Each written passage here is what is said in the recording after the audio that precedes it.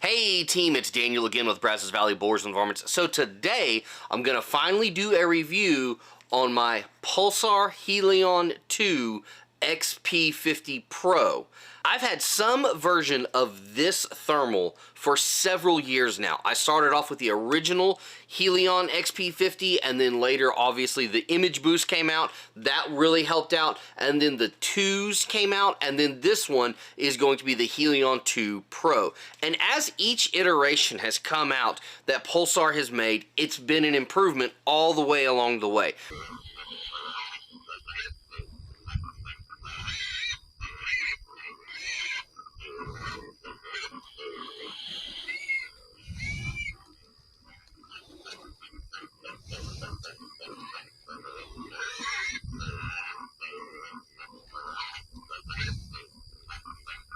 This thermal has been in my bag as a staple of something that I will keep with me at all times for the past several years. It's got some real competitors that we're going to be talking about in the next few weeks, but this has been a go-to for a long time for me. So guys, let's just dig right in.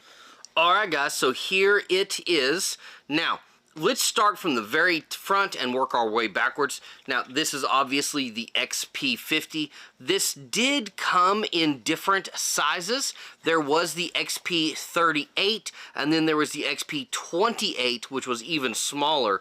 And the XP38 had a 1.9 magnification, and the XP28 had a 1.4 magnification. But this one is the XP50, which has a 2.5 base magnification. 2.5 base mag is great. It works for most applications. My favorite magnification range is somewhere between 2 and 3, and that's because for most of the hunting that I do here in Texas, that isn't too much or it isn't too little. There are times where I wish I had less magnification, and there are times obviously where I wish I had more magnification. But being that we're talking about a 640 unit, you can always magnify that up digitally and still have a very good image and get more data get the same data but at a higher magnification. So that's a thing. But now let me tell you something sneaky that most people don't know about the Pulsar Helion XP50s, is that if you had any of the XPs, you can pull this lever right here and remove the lens. You can take that lens off of it. Well, Daniel, what the heck good is that for? Well, if you knew that you wanted an XP28 lens that had 1.4 magnification, you could get one of those, pull it out, take the back cover off, slide this on, and now your XP50 just turned into an XP28. Your 640 scanner with 2.5 base power magnification just turned into a 640 scanner with 1.4 base magnification. Different times I do like having the smaller magnification, and so therefore I like having the smaller lens. That's a thing. However, at the same time, I'm not going to focus too much on that because most people don't buy these with that intention. So let's focus back on the XP50. So I'm going to put all of this away. Put that back in there. And it snaps back in place. Nothing to it. Okay, 50mm lens, great. You get lots of data in there. Wonderful, wonderful. The flip cap is a hard, sturdy flip cap. I know right now it sounds a little bit squeaky. That's the squeakiest it's ever been. Usually whenever I'm hunting with this, I just leave it open and don't even mess with it the rest of the night. I have it on auto nuke, so that way it keeps my image fresh, looking beautiful, and I just never worry about it. And actually, it is just exactly out of the way. It doesn't get in the way of me pushing any of the buttons here. The Helion has 4 buttons in a row, plus the blue one up front. Typically, I do not like more than 3 buttons, because what happens is as you slip your hand in, well, then there's the question of, well, which button was that? And that can become a problem in the middle of the night if you're not very familiar or if you're rushed. However, if you notice with my fingers, they actually lined up perfectly along each button. So that was wonderful. The finger layout is exactly where it needs to be on each one of these. I'd also like how between the front couple of them, you have these ridges in place. Those ridges do help you figure out that you are on the front of this rather than on the back of it. However, at the same time, it's still 4 buttons in a row, and there have been times when I've meant to push one of the more forward buttons and I've accidentally pushed one of the more rearward buttons. I wish that it would only be 3. However, they would need to figure out where to put this 4th button, and they didn't ask me, so I can't comment too much on that. But the power button is up front, and it is also your refresh button if you have it on manual nuke. But also, if you want to turn off your screen and just leave it to standby mode, you would press and hold this to activate that as well. Beautiful thing about Pulsars are that their startup time is very fast. So this is obviously your on and off button. You press and hold it only for a couple of seconds and it turns on very quickly.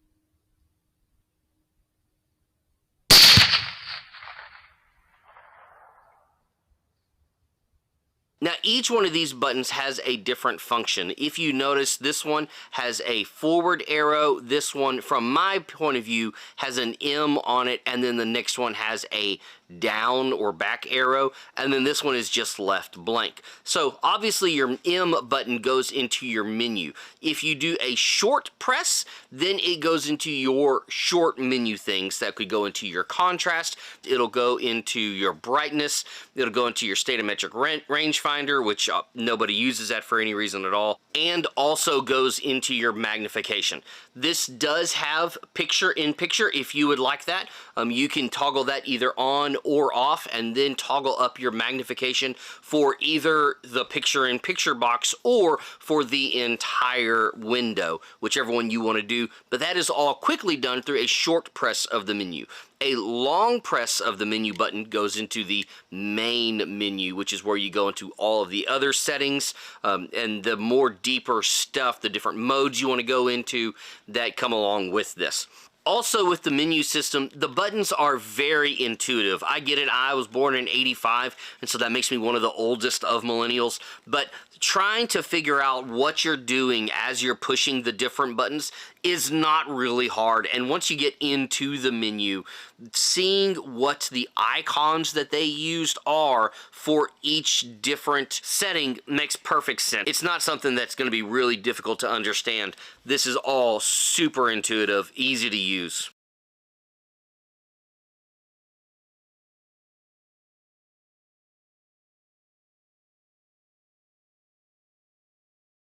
On the front arrow button, that one does a quick toggle in between going from white hot to black hot. If you do want to change it up, I have noticed that some things look different under a different heat spectrum, so that is interesting just to see it switched fairly quickly. So that is how you do that, and that's done by doing a long press of this button. If you do a short press of the button, then it goes in between the different identification modes, whether it be rocks, forest, identification. You can quickly toggle between those by doing a short press of the forward button. On the back button, doing a quick press quickly moves you through the magnification ranges, but doing a long press brings up your picture-in-picture, and then the quick presses bring you through the magnification range of the picture-in-picture. And if you wanted to get rid of the picture-in-picture, then you do a long press of the back button again to get rid of that. So again, you go through the different viewing modes, you go through the short menu or the main menu, and then you go through the different magnifications either with or without picture-in-picture here. The very back button, this is your record button. I wish that it was a little bit like offset to the side, maybe even down here on the edge, just so it is a little bit different, even though that would make it a little bit harder to get to, but only because I get these buttons mixed up sometimes, again, in the middle of the night. but a quick press turns recording on or turns it off. A long press goes in between from picture mode to video mode, and that's basically all of the buttons on top.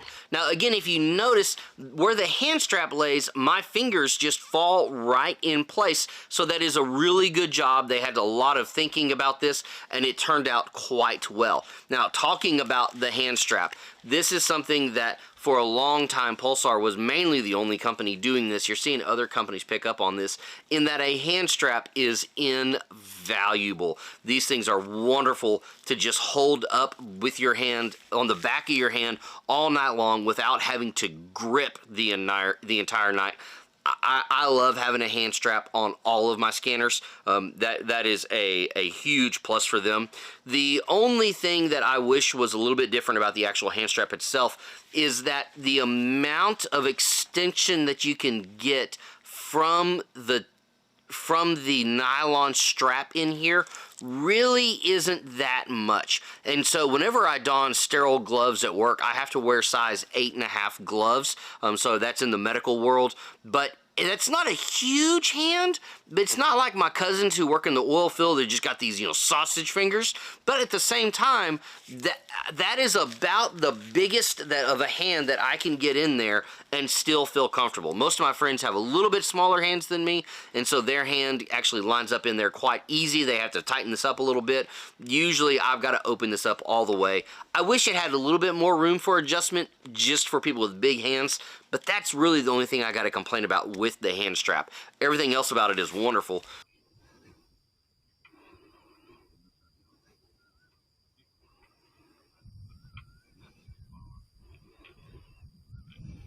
That being said, on all of my scanners, I have a lanyard. And so my lanyard feeds in through the loop where the hand strap goes through, and then obviously the lanyard goes around my neck. I have a lanyard, again, on every single one of my scanners. That is a must for me, and it's got a spot for a hand strap, so therefore it has a spot for a lanyard. Way to go, super big win there. Also on this same side, this port here is how you access the data information. So that's where you would plug in if you wanted to hook it up to your laptop, so that way you can get the videos or pictures off of it. This is also where you would plug in for charging it if you want to charge directly from the wall to the unit itself. If you wanted to take the battery out, oh, and the cord is included.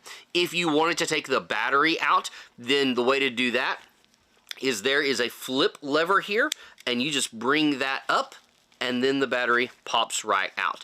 If you notice, there are some specific grooves for the way that this fits, and so there's only one way that you can put it back in. The lever has to be up, and then you just slide the battery back into its slots, close the lever back down, and you're ready to go again. Now, if you noticed, the battery is on the hand strap side. One thing that I did early on was that I got a really big battery for this because I wanted all the battery life possible. And I totally see why I did that. However, at the same time, I quickly realized that was a huge mistake, because then my hand would no longer fit in this space. So you're going to want to stay with one of the more flush fitting batteries. This one is an IPS7, and this one has about this one has about 9 hours of runtime on it.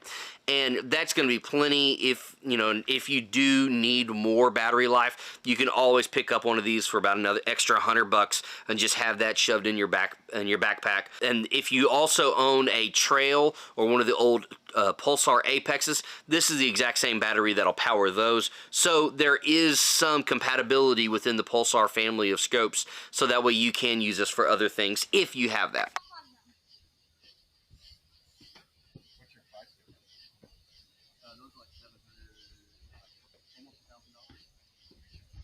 Moving to the back, the eyepiece does have this flappy piece of rubber here, so that way you could try to cover up the side of your face if you wanted to.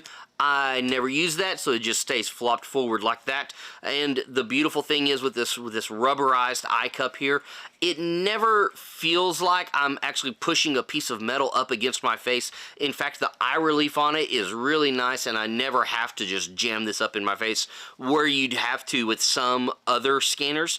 This one, the screen that they have inside is a wonderful screen. This eyepiece feels great. The diopter focus is back here. You can see me twisting this back here. I'm going to have to readjust that later. And then the major focus for the lens is up front here.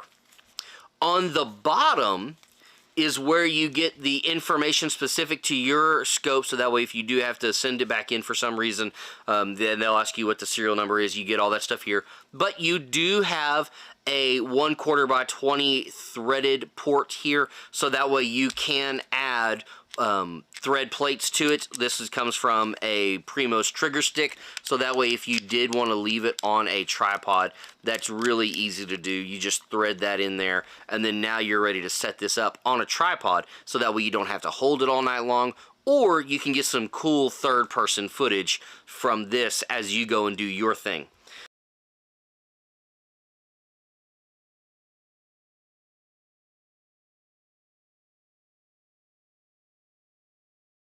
The things that I really love about it are, again, you are getting a Pulsar quality product. These are the main flagship line of their scanners, and this one comes in a 640 resolution that is just a beautiful, amazing imaging. You get a whole bunch of data coming through this 50mm lens, and it still is not an overly heavy device. It's still very user-friendly. It fits perfectly into any kind of hunting that I'm doing. It's a simple, easy, high-quality thermal scanner. I love this thing, and this thing has seen lots of action and is gonna keep seeing. Alright guys, so that was my quick and dirty of the Pulsar Helion XP52 Pro, super long name there. And I didn't spend too much time going through a whole bunch here because y'all have seen lots of footage through this. This has been out for a while now. But like I talked about, I am also going to be doing more reviews. And before we can start talking about which would you be served better by, option A or option B, we got to talk about option A, and then we got to talk about option B, and then we're going to go ophthalmologist on here. You want B or do you want C? B, C. A, C, A, B, B, C, C, A. Anyways, guys, I hope this was helpful. Hope y'all enjoyed this. I'm looking forward to doing more of these. Love y'all. Talk to you later.